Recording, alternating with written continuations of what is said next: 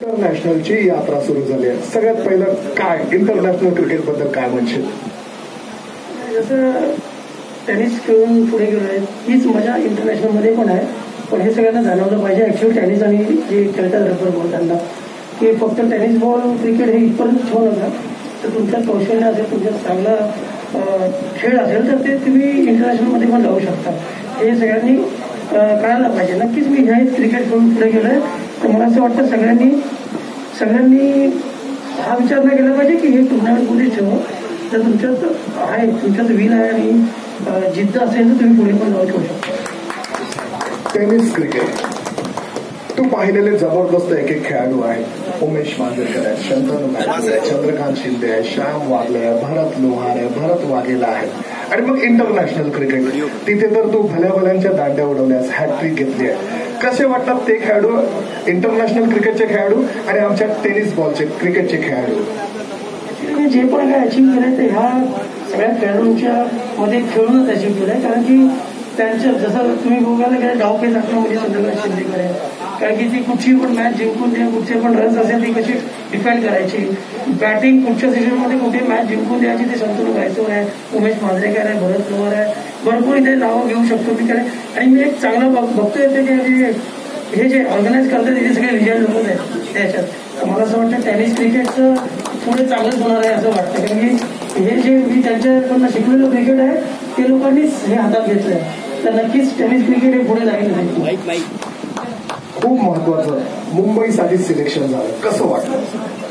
साहजिकच आहे. कारण की मुंबईसाठी जर टेनिस क्रिकेट खेळतोय आणि मुंबईकडनं सिलेक्ट झालं तर खूप मोठा अभिमान आहे. कारण की भरपूर जण स्टेट सोडून जातात आणि दुसरीकडे खेळतात. पण मी ते काही केलं नाही. मी प्रयत्न चालूच ठेवला इथे. आणि असं कधी वाटलं नाही की मला स्टेट सोडून जाऊन दुसऱ्या स्टेटकडे खेळायचं.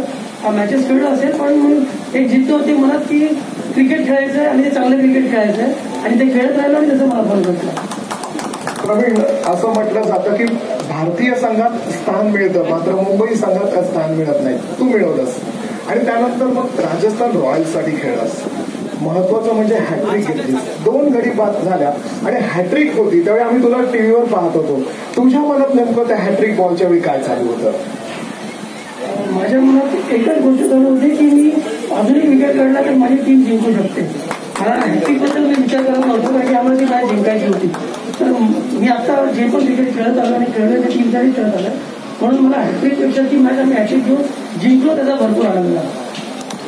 सगळ्यात आमचा महत्वाचा आणि आता शेवटचा प्रश्न, आमचे मुंबई टेनिस क्रिकेट असोसिएशन भव्य दिव्य क्रिकेट स्पर्धा या स्पर्धेच्या आयोजनाबद्दल, आमच्या राजू पाटील साहेबांबद्दल, उमेश मांजरेकर बद्दल, चंद्रकांत शिंदे बद्दल आणि सुरेश राणा साहेबांबद्दल काय बोलशील?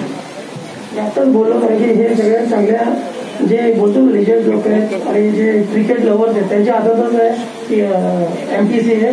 तर नक्कीच ते पुढे जाईल आणि चांगलं होत राहणार क्रिकेटचं. काय वाईट होणार नाही. कारण की इथे एक लिजंड नसून इथे भरपूर लिजंड्स आहेत या संस्थेमध्ये. तर नक्कीच हे चांगलं होईल.